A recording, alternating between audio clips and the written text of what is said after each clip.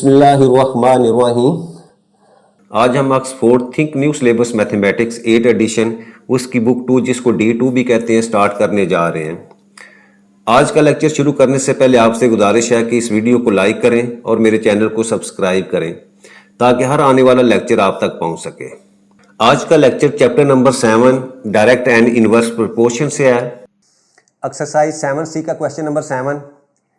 At a sports camp, there is sufficient food for 72 athletes to last 6 days। यानी एक sports camp के अंदर हमारे पास जो है वो टोटल एथलीट्स जो है वो 72 और उनके पास 6 डेज की जो है वो खुराक जो है या फूड जो है वो मौजूद है। ठीक है। अच्छा, if 18 athletes are absent from the camp. अब जब कैंप शुरू हुआ तो आपके 18 एथलीट्स जो है वो कैंप में जो है वो हाजिर ही नहीं हुए, यानी अब्सेंट थे। How many more days can the food last. तो वही जो आपकी फूड जो पहले 6 डेज निकाल रही थी, अब वो कितने दिन के अंदर जो है वो आपकी कंज्यूम हो जाएगी। For the other athletes state the assumption made. तो आपने इसकी अजम्पशन भी बतानी है। ठीक है, देखिए इसके अंदर हमारे पास जो है वो एक तो एथलीट्स हैं और दूसरा आपके पास जो है नंबर ऑफ डेज हैं। तो हमने फाइंड क्या करना है, हमने नंबर ऑफ डेज जो है वो फाइंड करने हैं। तो सबसे पहले मैं लिखता हूँ जी, let the number of days food last be x। ठीक है, यानी वही जो आपके पास जो है वो फूड है वो आप कितने दिनों में जो है वो कंज्यूम होगी। तो हमारे पास जो है वो दो वैल्यू जो है क्वांटिटीज़ क्या हैं, एक आपके पास एथलीट्स हैं और दूसरा हमारे पास जो है वो नंबर ऑफ डेज है। ठीक है। अच्छा, अब देखें हमारे पास जो है वो 72 एथलीट्स थे और उनके लिए हमारे पास 6 डेज की जो है वो फूड जो है वो सफिशेंट थी। अब क्या कहता है कि आपके 18 एथलीट्स जो है वो अब्सेंट हैं। अब्सेंट का मतलब क्या, वो नहीं आए। तो इसका मतलब अब एथलीट्स आपके पास 72 में से 18 को अब अगर हम सबट्रैक्ट कर दें तो हमारे पास जो है एथलीट्स जो है वो 54 आ जाते हैं। यानी वही एथलीट्स जो है वो 72 से कम हो गए, 54 हो गए हैं। तो हमने देखना है कि वो आपकी जो है वो फूड है वो कितने दिनों के लिए जो है सफिशेंट, वो हमने एक्स से उसको सपोज किया हुआ है। तो अब यहाँ से देखें आपके एथलीट्स क्या हो रहे हैं, वो कम हो रहे हैं। यानी आपका एरो जो है अगर मैं डाउनवर्ड करूँ तो आपके नंबर ऑफ डेज क्या होंगे, वो इंक्रीज हो जाएंगे, वो आपका अपवर्ड हो जाएगा। और दोनों के दरमियान जो है वो इन्वर्स प्रोपोर्शन है। तो सबसे पहले मैं यहाँ लिखता हूँ the number of athletes is inversely proportional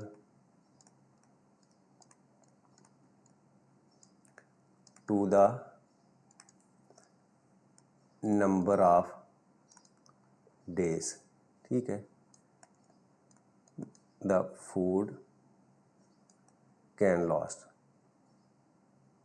यानी आपके नंबर ऑफ एथलीट्स और आपके नंबर ऑफ डेज जो है वो आपस में क्या है, वो इन्वर्सली प्रोपोर्शनल है।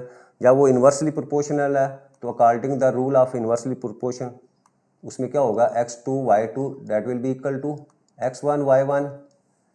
तो अब 54 को x से मल्टीप्लाई करें, 54 मल्टीप्लाई बाई x और 72 को आप मल्टीप्लाई कर दें 6 के साथ। तो अब यहाँ से x की वैल्यू आपके पास आ जाएगी जी 72 मल्टीप्लाई बाई 6 डिवाइडेड बाई 54। अब इसको हम सिंप्लीफाई करते हैं, 6 1 ज़ा 6 और 6 9 ज़ा 54 और 9 1 ज़ा 9, 9 8 ज़ा 72। तो यहाँ x की वैल्यू हमारे पास आ गई जी 8 डेज। अच्छा, इसका मतलब क्या हुआ कि अगर आपके एथलीट्स जो हैं वो 72 से 54 हो जाते हैं तो आपके पास जो डेज जो हैं वो आपके 8 डेज जो है वो कंज्यूम होगी। तो इसका मतलब क्वेश्चन उसने क्या पूछा था, how many more days can the food last for the other athletes. यानी कितने दिन जो है वो लास्ट करेगी, यानी आपके नंबर ऑफ डेज जो है वो कितने बढ़ जाएंगे। तो हम यहाँ लिखते हैं कि number of therefore number of additional days the food can lost, वो क्या होगा, पहले आपके पास जो 8 डेज थे अब 6 है, तो अब क्या होगा आपके पास जो है वो फर्दर 2 डेज जो है वो इंक्रीज हो जाएंगे। ठीक है, ये तो क्वेश्चन का एक पार्ट। और एंड के ऊपर क्या आता है, स्टेट द अजम्पशन मेड, यानी आपने यहाँ अजम्पशन हमने क्या लेनी है वो हम लिखते हैं। अच्छा, अजम्पशन यही लेंगे कि आपके जितने भी एथलीट्स जो हैं वो एक जितनी जो है वो खुराक खाते हैं हर रोज़। ठीक है, तो हम इसी को जो है वो वर्ड्स में लिख लेते हैं कि ऑल एथलीट्स क्या करते हैं, कंज्यूम